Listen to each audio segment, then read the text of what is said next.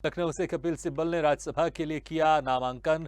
सपा की ओर से कपिल सिब्बल ने किया नामांकन। 31 मई है नामांकन दाखिल करने की अंतिम तिथि।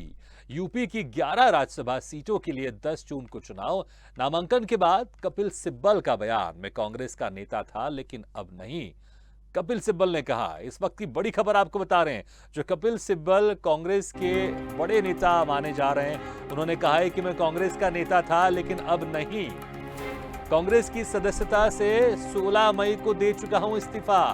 इस वक्त की बड़ी खबर आपको बता रहे हैं। सपा अध्यक्ष अखिलेश यादव का आभार करता हूं, ये कहना है पूर्व कांग्रेसी नेता, वरिष्ठ कांग्रेसी नेता कपिल सिब्बल का।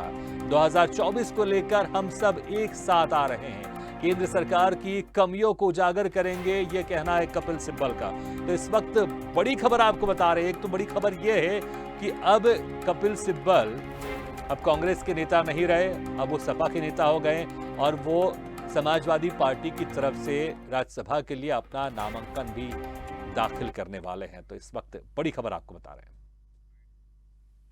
आपको मालूम है कि मेरी राज्यसभा में बात हुई थी। उत्तर प्रदेश का प्रत्याशी था, पिछली बार भी उत्तर प्रदेश का प्रत्याशी था, आपको मालूम है। तभी हम अपनी आवाज उठाते थे और अभी अगले 6 सालों में भी उठाएंगे। सर, आप सीनियर कांग्रेस लीडर हैं, अब आप नहीं छोड़ देने से कांग्रेस मेरी राज्य तो कपिल सिब्बल ने कहा कि वो थे कांग्रेस के नेता लेकिन अब हैं वो समाजवादी पार्टी के नेता और समाजवादी पार्टी की तरफ से राज्यसभा के लिए उन्होंने नामांकन भी दाखिल किया। इस खबर पर ज्यादा जानकारी के लिए बात करते हैं यूपी एडिटर अकील सिद्दीकी से। अकील, यहां पर वाकई कांग्रेस की हालत तो और खराब होती जा रही है। उनके बड़े बड़े वरिष्ठ नेता कांग्रेस छोड़कर दूसरी पार्टी में जा रहे हैं। अब कपिल सिब्बल भी अब सपा में चले गए और सपा की तरफ से राज्यसभा सीट के लिए उन्होंने नामांकन भी दाखिल कर दिया है। हाँ, बिल्कुल सही कहा आपने। देखिए, निश्चित तौर पर अगर देखा जाए तो समाजवादी पार्टी की तरफ से कपिल सिब्बल ने नामांकन राज्यसभा के लिए किया है। 31 मई तक नामांकन होने हैं, उसकी आखिरी तिथि है। 10 जून से लेकर 11 जो राज्यसभा सीटें हैं उसके लिए ये चुनाव होना है। हालांकि देखिए, समाजवादी पार्टी की तरफ से उम्मीदवार की अगर हम बात करें तो डिम्पल यादव, जावेद अली खान और कपिल सिब्बल, ये 3 नाम पर मोहर लगी थी। हालांकि आज कपिल सिब्बल ने नामांकन कर दिया है। उस दौरान सपा अध्यक्ष अखिलेश यादव यहाँ पर मौजूद रहे हैं। निश्चित तौर पर देखिए, नामांकन करने के बाद जिसका कपिल सिब्बल का जो बयान सामने आया वो कई मानों में अलग देखा जा रहा है, क्योंकि कांग्रेस के बड़े नेता रहे हैं और अब वो समाजवादी पार्टी की तरफ आ गए हैं। तो देखिए, वो राष्ट्रीय पार्टी है और कहीं ना कहीं बड़े लेवल पर हर पूरे देश में कहीं ना कहीं हर राज्य में चुनाव लड़ती है। समाजवादी पार्टी भले ही 2-4 राज्यों में चुनाव लड़ती है, लेकिन एक बड़ा नेता जब किसी छोटे राज्यों की जो पार्टियां होती, क्षेत्रीय पार्टी, उसमें अगर शामिल होता है तो उसका कद जरूर बढ़ जाता है। तो ऐसे में एक बहुत और एक जिम्मेदारी, बड़ी जिम्मेदारी कपिल सिब्बल को समाजवादी पार्टी अखिलेश यादव ने दिया है। हालांकि उनके बयानों की अगर बात करें तो उन्होंने कहा कि मैं कांग्रेसी नेता था, समाजवादी पार्टी में हूँ, समाजवादी पार्टी का नेता हूँ।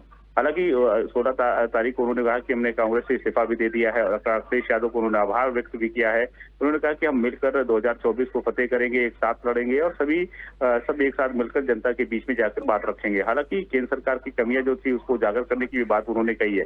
तो तमाम मुद्दों को लेकर कपिल सिब्बल ने आज जो बड़ी बातें भी की है और कहीं ना कहीं कांग्रेस की अगर हालत देखे जाए, प्रियंका गांधी एक तरफ उत्तर प्रदेश को लेकर काफी गंभीरता से चुनाव लड़ती है, कार्यकर्ता कमेटी बढ़ाती है, लेकिन कहीं ना कहीं जो पुराने नेता हैं, यही तवज्जो होती है कि जो पुराने नेताओं को तवज्जो नहीं मिल रही तो दूसरे पार्टियों की तरफ रुख कर रहे हैं, जिसका फायदा उन छोटे पार्टियों को मिल रहा है।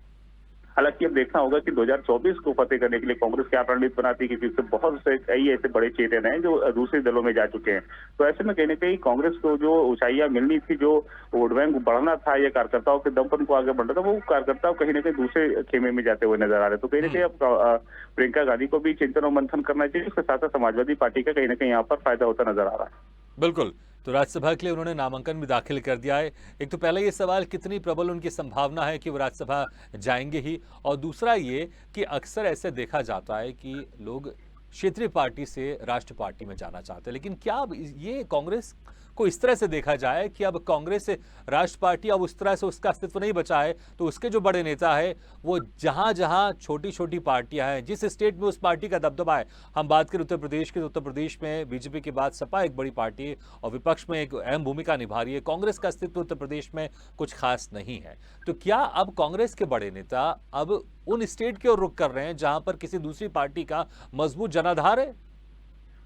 देखिए वो स्टेट, अगर स्टेट की बात करें तो उत्तर प्रदेश वो स्टेट है जो दिल्ली की धड़कन है, यानी देश का सबसे बड़ा सूबा है और यहाँ से कई प्रधानमंत्री उत्तर प्रदेश ने दिया है। देखिए मोदी को भी अगर बात करें, अटल बिहारी वाजपेयी की बात करें तो कहीं ना कहीं यहाँ से उन्होंने पीएम बने हैं लोकसभा जाने के बाद।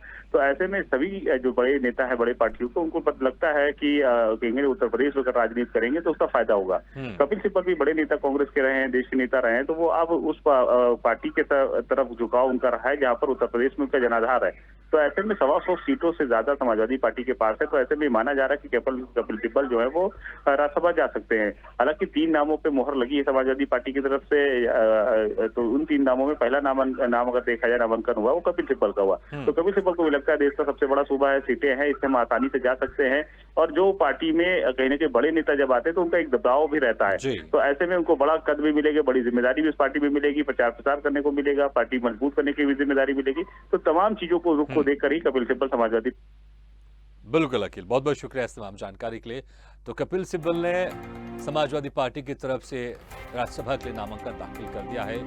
आपको बता दें कि यूपी की राज्यसभा सीटों पर भी चुनाव होना है। यूपी की 11 राज्यसभा सीटों के लिए 10 जून को चुनाव होगा। नामांकन के बाद कपिल सिब्बल का बयान भी सामने आया है। उन्होंने कहा कि मैं कांग्रेस का नेता था लेकिन अब नहीं हूं।